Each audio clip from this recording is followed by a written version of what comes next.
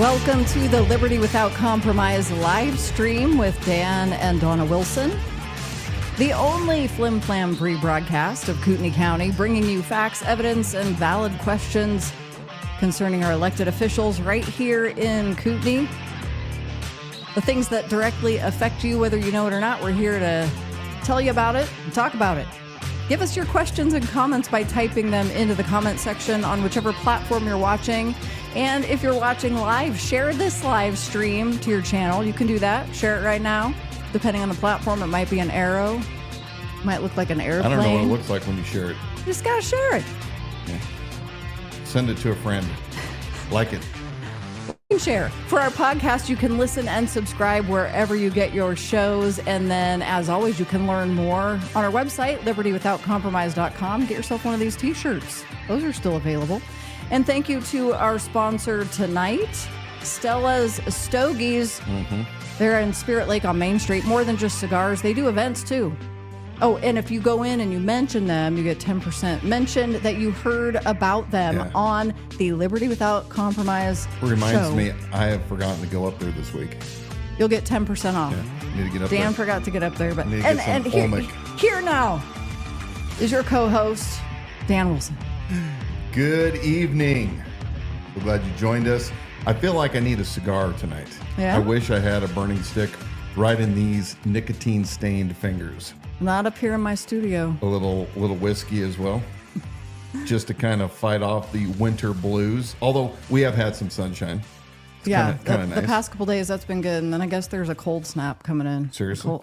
Like how cold? I don't know. I didn't check the weather again today. Maybe it changed. Yeah, hopefully it'll change. Because them chemtrails. We're so glad you joined us on this second edition of Liberty Without Compromise 2025. All of our friends that are just tuning in right now, drop your questions and your comments in the little chat boxes. I've never done that. I need to try it out sometime. Otherwise, if you are brand new, we are talking about all things Liberty Without Compromise. We are based right out of the freest county of the freest state in the Union, Kootenai County, Idaho. And we are also broadcasting not only to the region, but across the fruited plains, as Rush Limbaugh used to say. And we're going to discuss things that are not only regional, but also national. And so one of the things that I like to talk about lately is these power player pastors in Kootenai County. Now, I ran for sheriff in 2024. I was not elected sheriff. But as things have unraveled, we have learned more and more behind the scenes exactly what we were up against. And it shocked me, to be honest with you, right at the beginning. I thought that Christians and conservatives would all welcome a Christian and a conservative with open arms, at least to listen to what they had to say. And what did I find? I found just the opposite. It almost makes you think that there's a Fed operation going on right here in Kootenai County, because I got to be honest with you, I've been a professing follower of Jesus Christ my entire life. I have never seen the amount of dysfunction by these churches that we're talking about, specifically the power player pastors, in these, 9 episodes so far? And we have more that are about ready to drop on all the ancillary actors, those that help prop up these pastors and help them continue what I call bad fruit, bad work, a wolf in sheep clothing type of nefarious thing. So get a chance, listen to episode 1 on wherever you get your podcasts, to include Spotify, iHeart, Spreaker, iTunes. Where else am I missing? Just all of them. Yeah. I just say just listen to episode 1. Anywhere you get your podcast shows. Yep. Episode 1. But do we have a little teaser on that episode? Yeah, here it is. Without Compromise podcast, episode 9 in the Power Player Pastors of Kootenai County series. Listen to the taped conversation between Dan Wilson and an influential local pastor who, in his own words, exposes Sheriff Bob Norris and County Commissioner Bruce Mattare. You cannot be the only person, the only pastor, the only man of integrity in this county that understands what Bob and Bruce are up to. I'm shocked that I'm the only one out there right now that's willing to actually stand in that gap, to actually call out what they're doing, the bullying techniques, the dishonesty. Why am I the only man in this entire county that's doing this? Oh, trust me. You're not the only man that does that, Dan. Who's done it publicly? So, Brother, I have stood in that gap for years. To call Bruce and Bob out? Oh, I've gone on Bruce before. Publicly? Trust me, I'll tell you what. When it comes to social media, Bruce is a wizard. He'll destroy whoever he can. The problem that you have is Bruce. That's the problem. I'm well aware of that. And then that's a very sad reflection that we have a man in the position that's supposed to stand in the gap for the people that has to be backed up and coached by a county commissioner. I mean, this is where we're at. Listen to the full recorded phone call in episode 9 at libertywithoutcompromise.com or wherever you get your shows. I was hoping that would be the portion where he called Bob a big baby. Oh, yeah. Yeah. Well, you know, this ties in with what are we doing right now with Liberty Without Compromise? It's an extension of the Idaho sheriff's race because there's a lot of unfinished business, especially right here in Kootenai County. And many of these people that we're talking about are on the short list for those that need to be dealt with and exposed as to what they are doing right here in the county. Now, that big baby that you just talked about was sworn in by the wizard, according to the pastor, the wizard, the social media wizard, DC Mattare, happens to be a county commissioner and holds a special deputization from his former boss, Bob Norris. So Bob Norris was sworn in 2 days ago for his second term. Let's hope he actually does something this time. There was a Bible. Oh, he swore on a Bible? I think it was a Bible. I might burn him. I know. A little worried for him there. The habitual liar may want to open that Bible up and do a little brushing up about lying. When you were introing tonight, one of the things you talked about was all of the corruption that was revealed as you were also simultaneously running your campaign, running against Bob Norris for the office of sheriff here in Kootenai County. And I spent even today, I'm not going to talk about what specifically, but diving into and researching just one piece of this puzzle for people who, a number of people who arrived on scene around the same time frame, and they seem to have their tentacles into local politics. And to imagine that not only were we running the race of our lives with every intention of winning, knowing that you were capable and qualified to do that, but then also what was going to be exposed in that process. And realizing where we sit now, we have got to continue forward because the time that we were given, you think if there is, I'm just saying if there is controlled opposition in politics in this area to control the outcome of elections or who our elected officials are, they have been at that for decades. You're just a guy that said, look, I don't have the political background, didn't have a big plan for running for office or getting into politics, loathed the idea actually, and then decided to take that step. And so you are one guy up against that system. And to think that in a handful of months that we'd be able to not only win, but expose all of that is just not we're plausible. not going to expose anything of any notoriety for those that are currently involved in politics. They don't care. They're part of the entire big system. We're going to wake up by bringing you the receipts, and you can come to your own conclusion if you're here in Kootenai County as to who all these players are. Now, you want to hear over and over again that we live in a very conservative, safe county. Here's the reality. We have a lot of people that have moved in, and a lot of those people are not here for the good of the county. And they'll claim they are. They'll go to all the KCRCC meetings and they'll vote supposedly conservative, but they aren't. And they are actors, and we are going to continue to expose them. And look, I'm going to get a lot of hate for this because I know that Dan Gookin is, kind of an enemy of the KCRCC.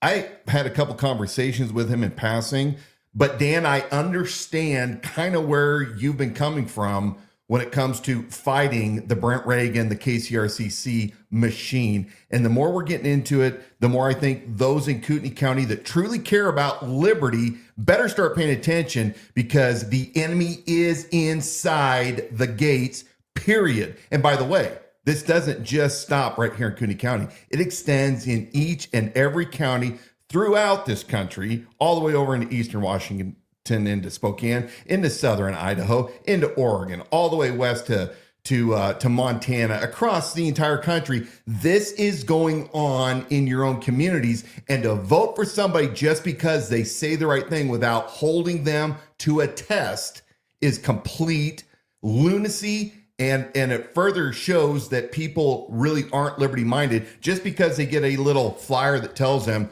mark the R. Mm-hmm. Well, and the reason, another important thing that you just touched on was the reason that this matters outside of Kootenai County. As you think about the donations that are coming from Southern Idaho, from California, coming from out of state, people with interests in our area that are donating to newly formed political action committees. Yeah. They've been doing it since 2016 and prior. That money is coming in from elsewhere. It's a trend that's been happening. So that is why this message matters beyond why it's important to share. We have listeners in Hawaii who are have been ardent supporters of the campaign and Liberty Without Compromise, wearing the shirts and the hats on the beach. Yeah. There is a representative a former representative, Scott Herndon, just north of us here in Kootenai County. And I think that perhaps, I don't know him, have never met him. I've only followed him really on Twitter or X, but he kind of seems to be maybe, what do you call it, red-pilled as far as what's going on really in the state and the people that are so-called conservatives. We're talking about the Dorothy Moons that are running the entire state now when it comes to the Republican Party. Again, Dorothy might be a nice person, never met her, but we're starting to see inconsistencies where they say one thing and do another, and we should not be putting up with this hypocrisy because, again, liberty is hanging by a thread. And I've watched my entire life, and even more so the past 10 years, the Uniparty, the Republicans and the Democrats, both behaving extremely horrible, violating the very principles of the founders in the Republic. And they all think it's okay when they're the ones in power, when they're the ones in the majority. So since we're super MAGA state now, according to all the publications, we're ultra super conservative. When are you guys going to actually fix things like the immigration? And I've seen that they've put in some potential legislation to make it illegal if they've gotten here illegally into the country, and Idaho can export them, similar to what Texas is doing. That's all good and fine, but there are other things that you probably should be doing in unison. If you haven't thought about it yet, representatives, you guys should be introducing bills to go after the NGOs that are violating our very laws and start making some extremely difficult penalties for these NGOs that are aiding and abetting the invasion of our country and the circumventing of our laws. Thank you, Angela. Hi. Good evening to you, Angela, too. Thanks for joining us. And that's a reminder that you can put your questions and comments right into the comment section on whichever platform you're watching, whether that's Facebook, YouTube, or over on X. Yeah. So we're going to talk tonight about the Fedsurrection. We've had all of these FBI involved Fedsurrections around the country. We've had them even probably right here. And I was in a little bit of a Twitter exchange. Do we call it Twitter or X? X exchange. Well, that's what's so funny. It just doesn't flow. And I made some people probably a little upset because of my views on the Candlelight event that took place here in 2020. Oh, were you getting into that today on X? Yeah. I mean, it wasn't real heated, but look, I just said, look, I'm going to try to quit saying that's all right. Look. While you're thinking about not saying that anymore, that's a reminder to follow the Idaho Sheriff over on X. That platform has done really well, especially over the last year, without or not censoring. Yeah. And so that has been a great source of news and information. And Dan has continued to be a voice with exchanges there that I think you'll be interested in joining in on from time to time. My personal view is that the FBI, the DOJ, is so entirely corrupt. And now that Donald J. Trump is going to be the next president-elect, does not mean that this ship is going to be fixed, if at all, and definitely not overnight. Now, look, I'm hoping that Kash Patel gets in there and kicks some ass. I'm glad to see good positive outcomes from Pete Hegseth. But the problem is, right here, right now, across the country, we have an out-of-control DOJ, more specifically the FBI, and I'm concerned because we're 5 days away from the inauguration. A lot can happen between now and then. Divine providence has most likely stayed us away from, to date, anything extremely terrible happening. And we all should be praying for our president and for all the leaders. But let's look a little bit at history to find out what has gone on in this country in just the past several years. I'm not going to go down the rabbit hole of 9/11. I'm not going to go down the rabbit hole of the Oklahoma City bombing or the JFK assassination. We all have read the articles. We've done our own digging. We know that our government lies to us. We know that there's far more at hand to those events than what we currently publicly are being told. But I want to draw your attention right now, my fellow friends, my fellow Americans who, again, are practicing liberty without compromise. We do not advocate for any kind of unlawful activity. Now, I was many times attempted to be set up when I was in the campaign because I was so popular with the idea of this liberty, life, liberty, property as given to us under God and under natural law. But people would come up and they'd say publicly, well, are you going to, in essence, go to arms with the federal government with 3-letter agencies? And I continually said what? Over and over again. No, that's not what we do. We have the foundation, not only from the United States Constitution, but our own states and our own counties, to do the fighting that we need to through lawfare and other means that are nonviolent. But I want to encourage you to be very, very careful with your alliances and with whatever groups you are associated with right now.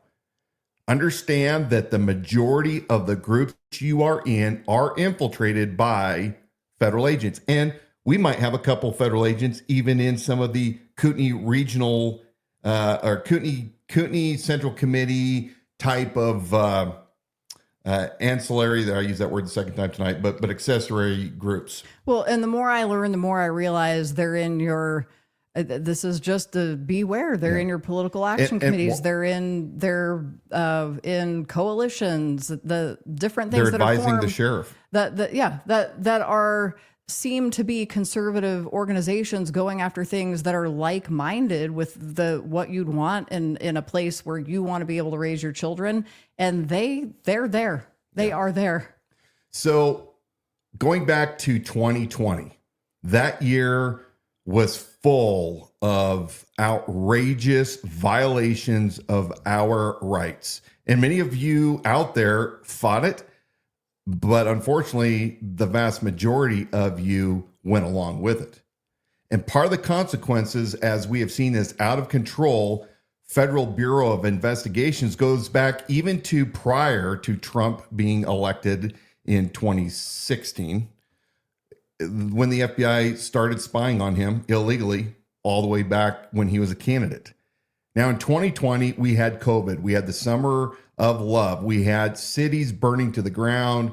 We had people that were denied to be with their loved ones over this COVID scam. People that were being killed in hospitals, and yet you could burn cities down because you're practicing your First Amendment rights. Now, in 2020, the FBI does what it does very, very well. It finds vulnerable, mentally disturbed individuals, and it entraps them. It coaxes them into actions and gives them the means and the funding and the associates. And so we have in 2020, we have the Governor Whitmer from Michigan, that whole concocted event by the FBI where a group of men, I think they were the Wolverine militia, something to that ilk, about 20 individuals that were going to plot a kidnapping of the governor and then a bombing. And once you know, as time has gone on, that I believe over 12 or 13 of the 20 were actual FBI agents and or confidential human sources. And the individuals that they charged with these crimes were, from my understanding, mentally unstable to begin with. This is what your FBI does in order to advance itself. Now, the special agent in charge of that operation, a few months after this event took place in October 2020, went and ran the field operations for DC during the January 6th event. So we're going to play a little bit of, this guy's kind of funny to watch, but here's one of the defendants from the Whitmer kidnap plot. Listen to what he has to say on Twitter here, and it's 4 minutes. We may not listen to the whole thing, but you'll get the gist. There's sign here, Whitmer kidnap plot victim. Wait, you were one of them? Yes, sir. You were one of the ones? I've talked to you for a very long time. Real quick, I'm going to go back to Miranda, but tell me real quick, we only got about 20 seconds. All right. You're one of the ones that got arrested for the plot? Yes, sir. Eric Molitor. I'm Eric Molitor. Tell me about it, real quick. Real quick. I don't even know where to start. FBI infiltrated, basically set it up. Am I right? The FBI set everything up. They drove people. They paid for everything. They wrote the script. Governor Whitmer herself opened her scheduling book and decided with the FBI and state police when to be the best time for the daytime ride, the nighttime ride. Then they dupe people into it. They even have we even have proof of them telling people, get as many people in the trucks as possible and don't tell them what you're doing until they're already on the road. Yep, it was 100% set up, and Governor Whitmer, and if they can do it to nobody like me, they will come after everybody else. So let me ask your part in this without getting, I don't know if you're still going through the legal battles on it. Acquitted, man. Acquitted. So acquitted. So this is one of those things. She's still out there pushing this as if it was a legitimate thing, that there was a kidnap plot against her that she set up with the FBI. So walk me through what actually happened that night. Oh my gosh, man. So I didn't go on what's known as the nighttime ride. I was duped into the daytime ride. And oh my gosh, again, there's so much that goes into it. Anyways, I had set up a civil defense force for my area in Wexford, Candlelight City, because Antifa and BLM was coming up there. Through this process, I had met Adam Fox, who lived down here in Grand Rapids, actually.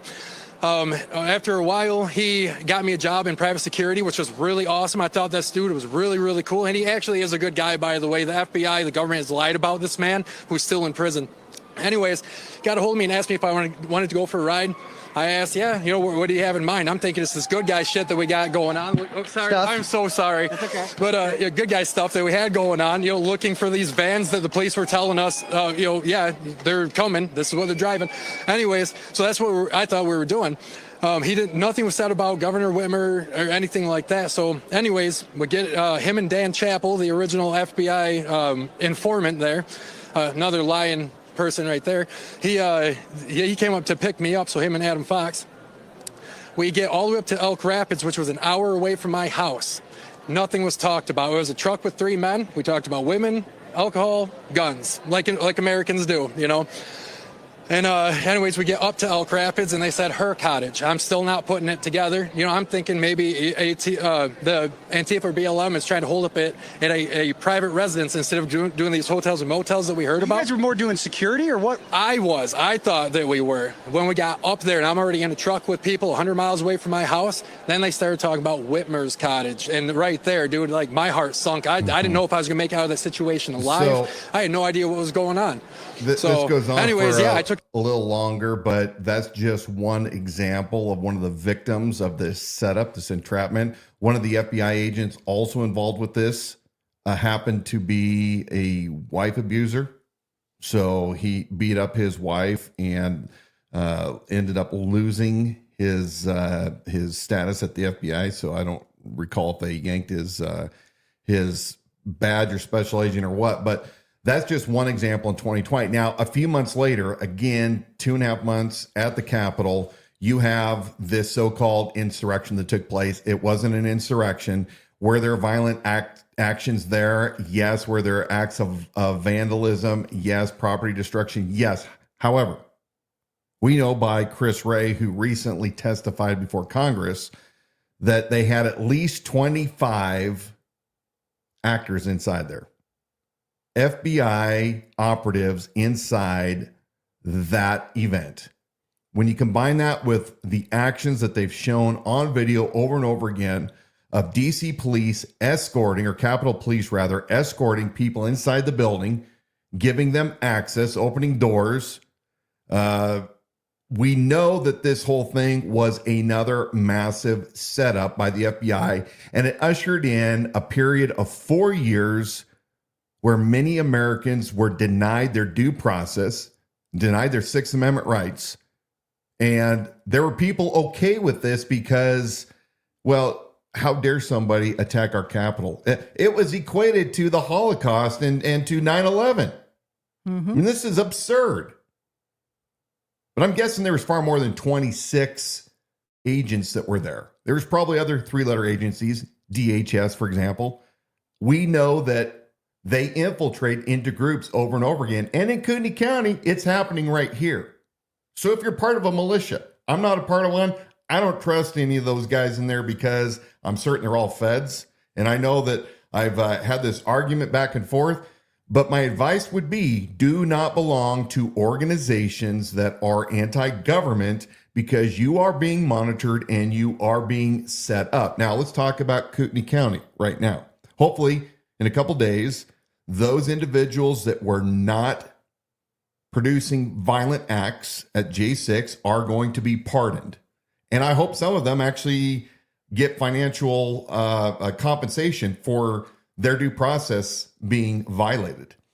In Kootenai County in 2022, we had an event where there was a pride event down in the Coeur d'Alene Park, and a group called the Patriot Front was intercepted on their way down in a Ryder or a U-Haul box van, where there was about 30 individuals in the back of this cargo area with helmets and shields and sticks, and they were arrested and they were charged with, I believe, intent to commit a riot. I may have that wrong.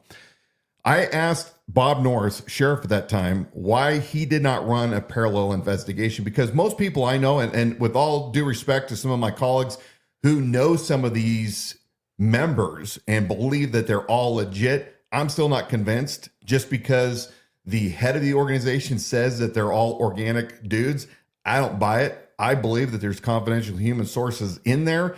And the reason I say this is because the FBI did whatever they could through the Assistant U.S. Attorney's Office, Tracy Whalen, to get a search warrant for a state crime not involving federal crime or violating federal statute. One FBI agent resigned and was replaced because he refused to go along with this search warrant that was eventually executed. Several of the cases were thrown out because of prosecutorial misconduct, including a failure to provide discovery when the Coeur d'Alene police, they've shown any proof that there was a search warrant, allowed the feds, the FBI, to gather telephones, cell phones of these defendants. We don't know how many of the 30 were legitimate men that were, there to be no different than BLM or Antifa or whatever else. I don't condone any violence whatsoever that's not covered in the First Amendment. But I want to know how many of those were feds. How many of them were confidential human sources? How many of those had dead baby birth certificate names? What does that mean? That's a thing where you have some baby that was born, given a birth certificate, it doesn't live, but that birth certificate survives.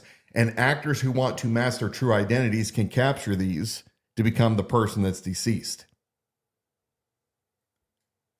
Bob Norris, Mr. Constitutional Sheriff, refused and said that he had no ability to do any kind of parallel investigation because as sheriff, it was out of his jurisdiction. Mm-hmm. Now I got a question. It's a little sidebar. I should have pulled up we have video evidence of you. Yeah. Can't hear it, but of you approaching Sheriff Norris and asking him that question. Bob Norris was adamant that he could do nothing because it wasn't his jurisdiction. So I have to ask, as this little sidebar, everybody's whipped up right now about this Emergency Management Act, the ability of the governor to declare an emergency and to order evacuations. And the sheriff has now decided that he's going to come out, which, bravo, Bob. I was late on my sound effects. I don't know why it took you that long to make that statement, but you and DC Mattare.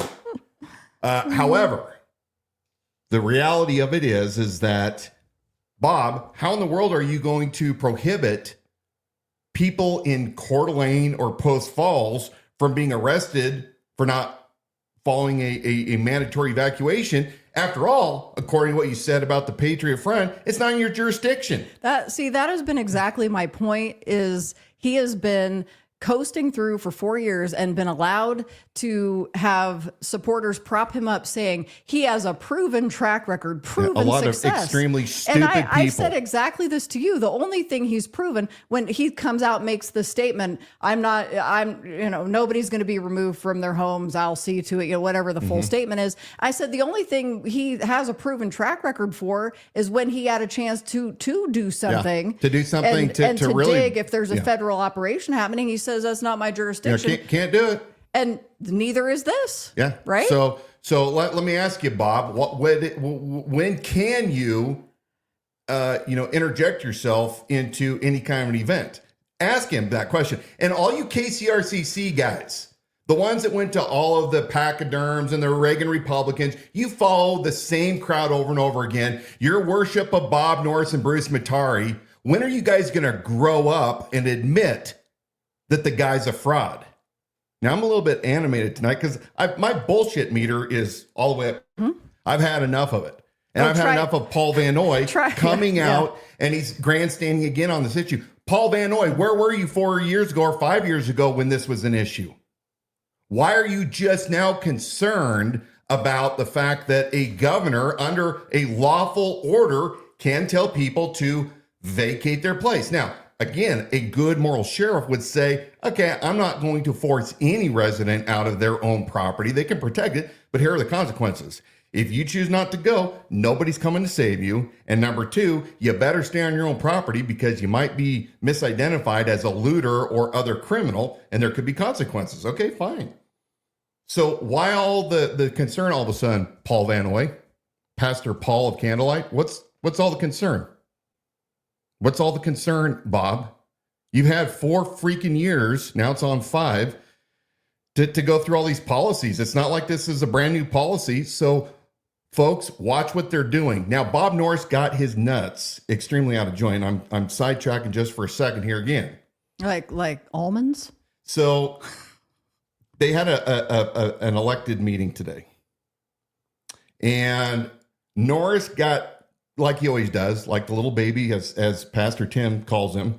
He was upset because a big baby. Leslie Duncan, county commissioner, right before Christmas, had her own town hall as an elected official on license plate reader technology. And Bob was offended by that. And he wants to make it clear that in the future, Leslie, since you guys are all working on the same team, Leslie, that, you need to run it before him, Leslie, before you get to hold your own town hall. So, all right, off that soapbox, back to the regularly scheduled topic at hand. Patriot Front was never addressed by Bob Norris. He completely let one slide. A big investigator from Los Angeles apparently doesn't understand the law in his jurisdiction. I guess that's what happens when you're a lieutenant as a paper pusher for Homeland Security. And had there been people in that group that were coerced, just a hypothetical scenario with the Patriot Front, had there been people locally who had been coerced into that group, kind of similarly to the guy we just heard with the Whitmer story. He's like, I was working private security. My buddy asked me to go on a ride. I don't even know what we're doing. That would have been Bob Norris's prime opportunity to find out what's really going on and protect. And why people is of the Kootenai assistant County. U.S. attorney, Tracy Whalen, so involved in this? This is overreach of the federal government. And we know because the judge in several occasions threw these cases out because of the misconduct. Somebody tell me why the FBI was allowed any jurisdiction. As sheriff, I probably would have gone in there and told them, pound sand. You're not coming into this county. You have no business prosecuting this. But again, the professional lawmen just let it happen. Now let's talk about the last thing. Yeah. This I know has where made you're going with people this. really, really, really upset. Oh, no. It's 2020. Yeah. It's early in 2020. I can say midway through the year. COVID's in full blow. Everything's in lockdown. You have the riots going on in Seattle and in Portland and in Minnesota, all over the country. And somebody gets wind. Now, I was still a patrolman at this time for a small agency in Eastern Washington, greater Spokane area. And the city of Spokane was definitely dealing with riots.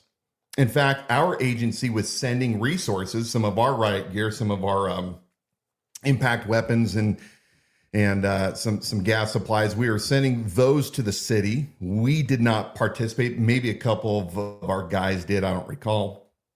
But nothing was happening anywhere in the area that we were at, which is a little further to the east near state line of Idaho. It wasn't happening in the Spokane Valley. It wasn't happening in Cheney. It wasn't happening in Liberty Lake. It just happened in downtown Spokane. But somewhere, somebody gets word that a bunch of B or C string Antifa and BLM are on their way from the west side. I wonder who got word. To Coeur d'Alene. I wonder who got word and then was spreading it in Facebook chat. The one that was also on his knee. Wonder who it was. One knee down. We've tried to get the entire timeline. I don't have it entirely, but it goes something like this. Word is that there's going to be these protesters showing up and they're putting bricks on the corners, doing all the stuff that we saw in the big cities. And so the word went out through Facebook, calling all patriots, all hands on deck. They're coming to the Coeur d'Alene area, and we have to be ready. Now, small disclaimer, anybody that knows me knows that I believe in everybody's right to protect their property and to protect their life, regardless of who you are. You don't have to allow somebody to destroy your property or your person. I take that very seriously. And those that remember my wish to have a posse, great opportunity for events that are like this, that are supposedly coming the way of Coeur d'Alene, to get a posse ready of good people. Directed by the sheriff Mm-hmm. and a chief law enforcement officer of the county. Yes. So there's a bunch of patriots, and I believe the people that showed up were good people. I believe there are people that I would sit and drink coffee, smoke a cigar, and have great conversation with. Unfortunately, my belief is, and I'll explain this, is this was a Fed setup for good people right here in Kootenai County. Now, I didn't talk about this a lot during the campaign because I was advised by some folks that it would greatly upset people to hear this. So at this point, I don't care, but I'm going to be truthful. So you have a couple problems with this scenario. One is, being in law enforcement, I knew when I was in law enforcement, I knew how things work. And I can guarantee you that if there were a credible threat coming to Coeur d'Alene, you would have saw Coeur d'Alene PD, Kootenai County Sheriff's Office, Post Falls PD. You'd have seen those agencies getting together with their riot squads in order to maintain the peace and to protect property and life. None of that ever took place. Patriots lined up. My understanding is Coeur d'Alene PD stood down. They stood in the background. And for several days, people from every walk of life with every kind of experience or inexperience with their firearms displayed their firearms and protected the city from any kind of violence.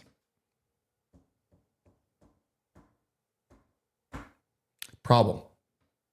We have fusion centers, right? In Spokane. We have a fusion center. That intel never made it through anything that I was ever given, and I was on what was called Rig 9, where we got all the regional intel. None of that ever came to fruition. And you have all of these patriots down there on the front lines, and who shows up? Who shows up to this event? Candidate Bob Norris and soon to be DC Mattare County Commissioner Bruce Mattare. And they were there during this event. In fact, Norris likes to brag that he had received right before that the primary nomination for Republican sheriff candidate for the county. And a reporter were calling him from all over, and they basically said, what do you think of this? It's irresponsible for you to be down there. And he said, well, I think it was the safest place in the country to be. And he alludes to the fact that, he was for it, but he wasn't really for it, but kind of for it. You need to listen to how many times he talks about where he comes right up to that razor edge without going over, making people that aren't paying attention believe that he was pro the Patriots showing up versus no, he was anti the Patriots showing up. But both those actors happened to be there. Remember, Bob Norris worked at a fusion center in Los Angeles for several years prior to coming up to Kootenai County. He worked with Homeland Security. He says that he handled resources like the FBI, the CIA, the Mossad, and Shin Bet. And he shows up at this event. What do I think really was going on?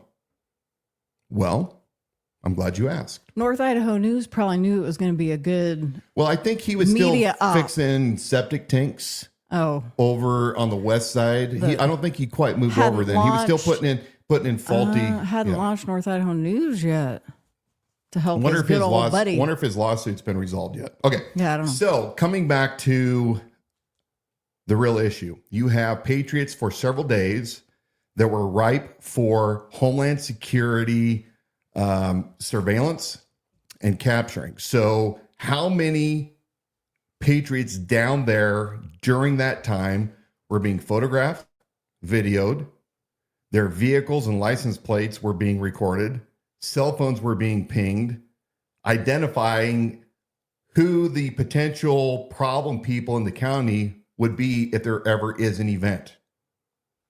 And people are very, very angry when they hear me say this because they don't want to admit to themselves that it's possible that they were planning on doing a good thing and were doing a good thing, but it was a setup.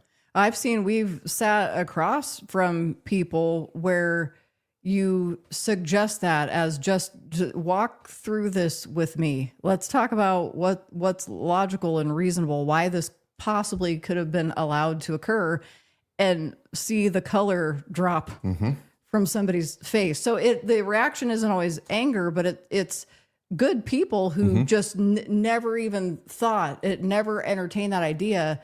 And then it strikes that bit of fear. And Bob and Bruce happened to be there. You got Bruce Mattare from DC Mattare as I call him. And you have Bob Norris. They weren't there by accident. And they weren't there by happenstance. Start putting the pieces of the puzzle together. And as the months go by, hopefully more of this will become more and more evident as to what has really been going on up here in Kootenai County. Now, why do I say all this? Well, right after that event, there was an appreciation banquet that was held sometime later. And another great opportunity to identify people again, facial recognition, all of that. I'm saying this because I want fellow Americans to survive this corrupt form of government that we have. It's indisputable. The FBI, the DOJ, they have been doing horrible things to the American people for many, many years. I'm hoping that Trump can truly, I'd like to see him smash the FBI into 1 million pieces, 100 million pieces. And the DOJ to be turned back to what its primary mission should be, which is providing justice. I want my friends, fellow patriots, if you believe in liberty without compromise, be smart about who you're associating with, what is being discussed in those meetings, what you're saying publicly, what kind of a list are you being put on, and what happens, what does it look like when the deep state takes over an area? Has the deep state already taken over in Kootenai County? Are they on the verge? Or am I just full of hot air and speculation that is sensational? I think, unfortunately, what we're finding is you have more and more people having to stand on their own, because as soon as even joining conservative organizations, coalitions, nonprofits of any kind, you're finding that that's where the wheeling and dealing is happening, and you're needing to compromise. Yeah. And so people running for office, think about the difficulty of getting any kind of traction in your campaign. If you say, look, I'm not going to compromise by rubbing elbows with this person here and there. But in terms of even your own safety, when you say, I want to be active, I want to be involved, we're unfortunately in a place where you really cannot, you have to second guess any kind of group that you're becoming a part of, whether they're they're women's liberty-minded groups or the Republican Party, KCRCC, and then all the shoot-offs of that, because we don't know who the people really are who are in. And you don't know some of the people that have come from out of state, whether it's Washington, Yes. California, wherever. If you really don't know their background, how do you know that they're not compromised? Look, the FBI, Homeland Security, all these federal agencies have for years been getting the goods on people and blackmailing them. You think that I'm wrong? Look at Congress. Look at all of your representatives that you think are one way, and then you see them do these insane votes opposite of what you've always known them to do and believe. That is because, as Jesse Kelly tweeted about today, they've got these people with their cross-dressing midgets, and their compromising photos. They've got those on just about everybody, and that's what's destroying the republic. So in conclusion, and they go to church and they quote scripture, and they're especially embedded in the churches. You got to watch out. Yes, especially embedded in the churches, no doubt about it. And I'm looking forward to my continual exposing along with you on all the things we found. We're not going to come out and ever say absolutely for a fact this is a fact if we don't know it, but I believe in the people that are around here have common sense and they have the spirit, and they can look at the evidence and come to their own conclusion. But I'm telling you, the KCRCC is infiltrated with people that are not who they seem to be. Mm-hmm. So talking about that, let's talk about government a little bit. Now, elitism has taken over politics, not only at the national level, but at the state and the local. And we've heard over and over again, why did everybody love Trump so much? I would ask this question when I'm out doing my town halls. I even asked this at a KCRCC event.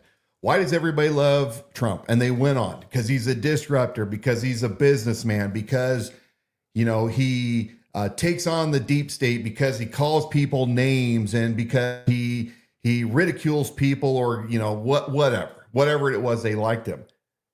And yet, when I attempted to draw parallels between myself and Trump, these Trump worshipers all of a sudden started saying, well, it's not the same because you weren't a celebrity, you weren't a billionaire, and on and on. And what it is it's elitism at a local level. It doesn't happen just at a federal. Look, Trump has spent the past year, even after, well, you could say 4 years, having been the former president, he still was having to fight people in the Republican Party, people in the Democratic and the Socialist, and every form of government and prosecutors. And everybody coming against him.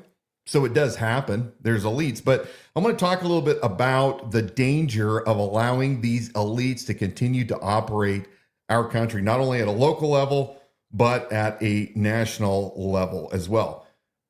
Pete Hegseth, I think we have a video of this and I want to play. Here's something that transpired this week when he was before the Senate hearing on his position for potential SecDef. I want you just to listen to this, and then we're going to talk about it a little more.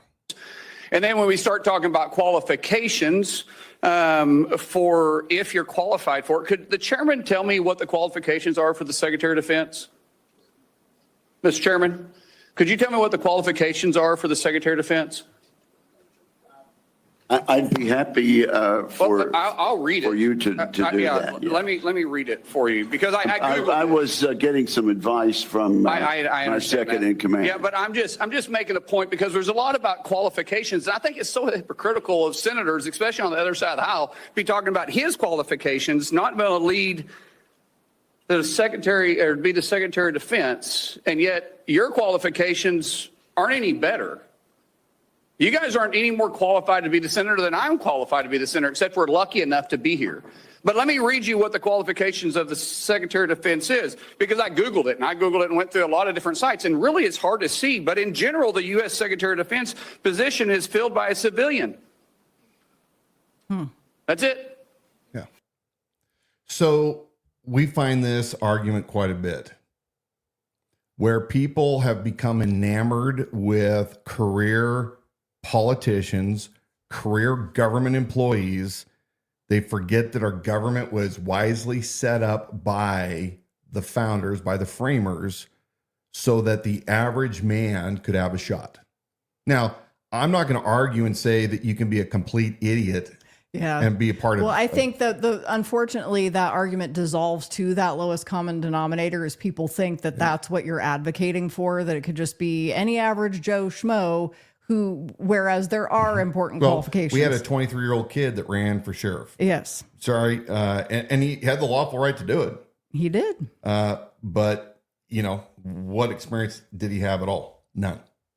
Now, I was told over and over again, no experience, unqualified. And the people that said that were dead wrong.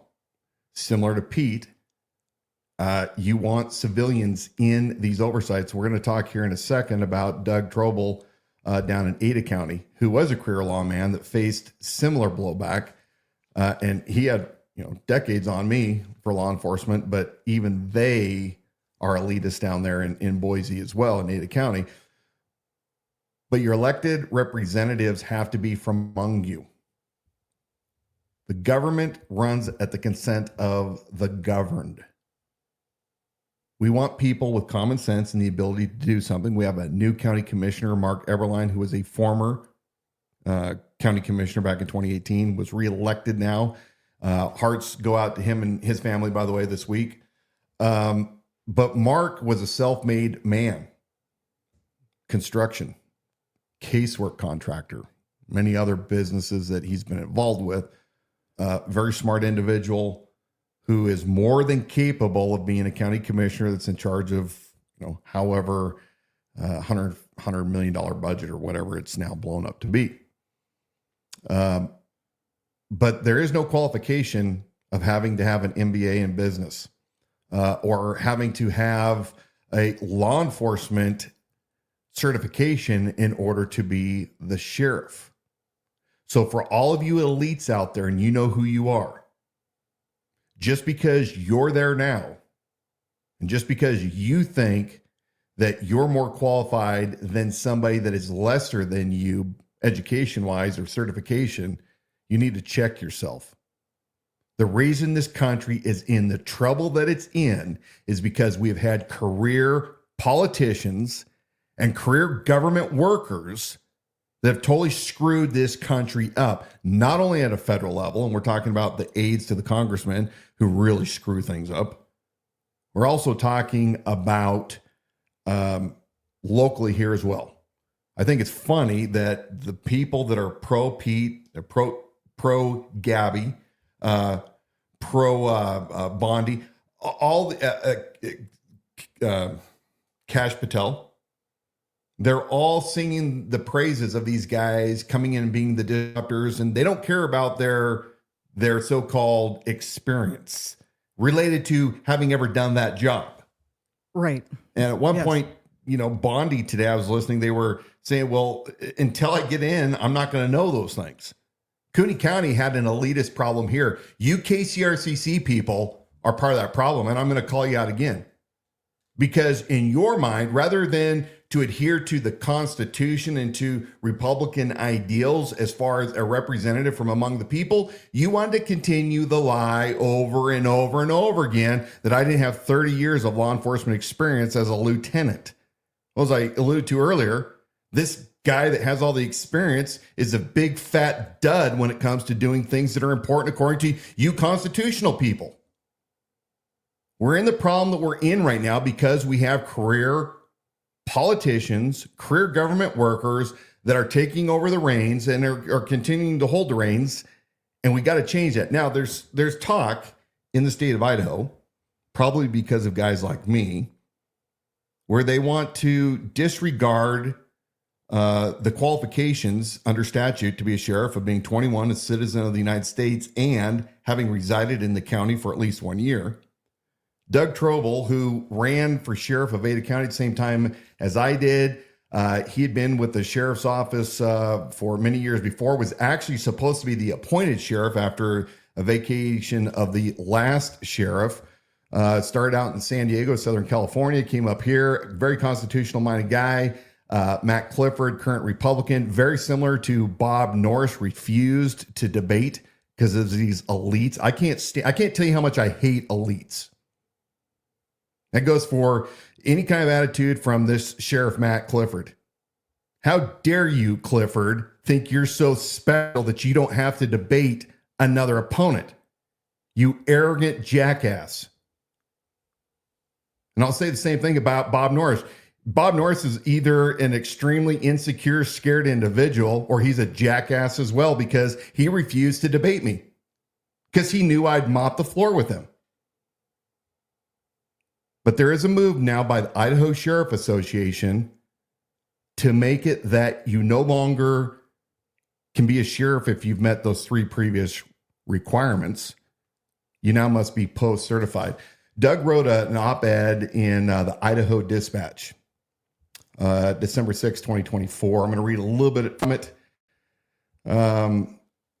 Doug is not running again for sheriff, but he starts out saying, as of 2022, the sheriff of King County, Washington, which is Seattle, is no longer elected. The position is now appointed. As such, it should no longer be called sheriff. It should be called the county police chief.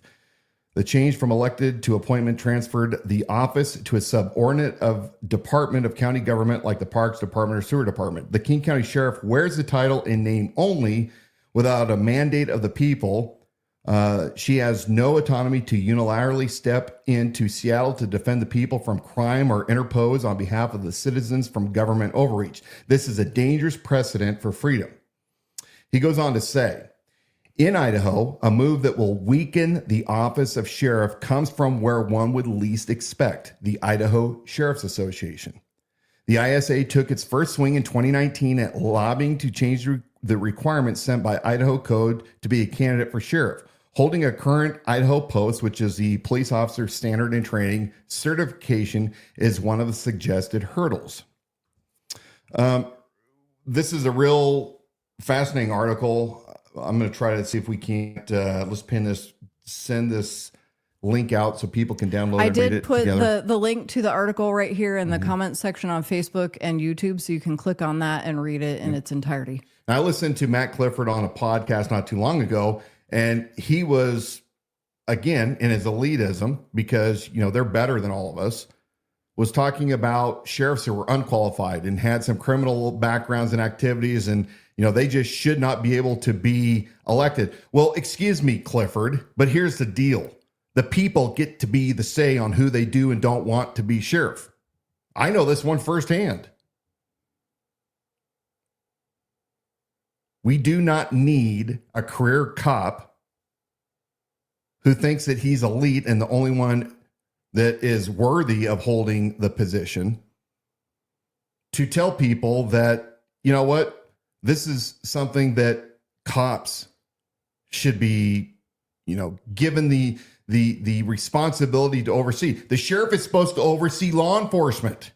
You want a citizen from among the people to step in to hold law enforcement accountable.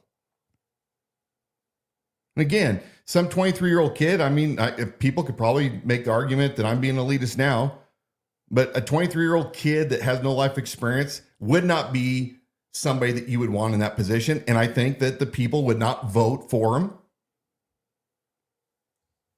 But county commissioners, if you have no previous business experience, then why isn't there a law saying unless you've shown the ability to have X amount of years under your belt running successful companies that you aren't qualified? Maybe we could say the same thing about mayors and city council too while we're at it. Mm-hmm. Dangerous precedent that's being set. And I hope to God that there are reasonable legislators who haven't drunk the entire Republican Kool-Aid that will listen to this extremely poor advice from those that would change the importance of the office of the sheriff. You do not want any restrictions.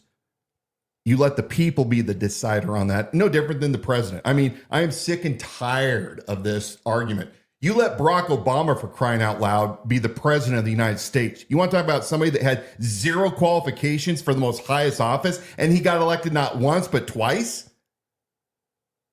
So, anyway. We knew that one was coming.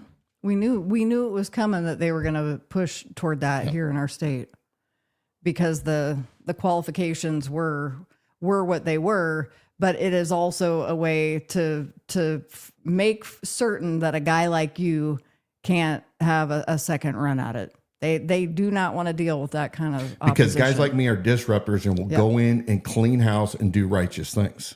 And we've extended our hour here. Yeah, I think we should probably get close. I know these are passionate subjects, and we have been getting messages saying, "Hey, when are you going to?" Yeah, you know. So I do want to start a trend here at Liberty Without Compromise weekly when I remember to, and that is I want to leave the listeners or the viewers, I guess if you're watching this live right now, listener, if you're listening later on in the podcast, a quote from the founder that I find fascinating, encouraging, uplifting as we continue to promote Liberty Without Compromise. Listen to the words of Samuel Adams, who says, if you can throw that slide up there. Samuel Adams, do you got that ready? I do. All right, awesome. Samuel Adams, nil desperandum, never despair. That is a motto for you and me. All are not dead. And where there is a spark of patriotic fire, we will rekindle it. And with that, I think it's time that we say good night for this week, but we will be back next week. We will. And in between on social media chatting. Wednesday night at 7 p.m. and going to have another podcast dropping soon as well. We want to thank our sponsor tonight. That is Stella's Stogies. I'm going to share the screen here. I got to talk and do stuff at the same time. Stella's Stogies. They're more than just cigars. Remember, they've got gifts in their shop there. They're on Main Street in Spirit Lake. They also do events. So if you want to really show up your family and friends for events, don't bring in the coffee truck. Well, bring in the coffee truck too, but Stella's Stogies does events. And we have been in an event with Stella's Stogies, and it was phenomenal. A class act. A class act. Also, receive 10% off your purchase there at Stella's by mentioning that you heard about them here on the Liberty Without Compromise live stream broadcast. Learn more at stellasstogies.com. Follow me on X, the Idaho Sheriff. For those who've been praying for Ron and Todd, Todd is doing well. Ron got some encouraging news today, but keep praying for both these guys. They can use your support. I know they'll appreciate it. I appreciate it as well.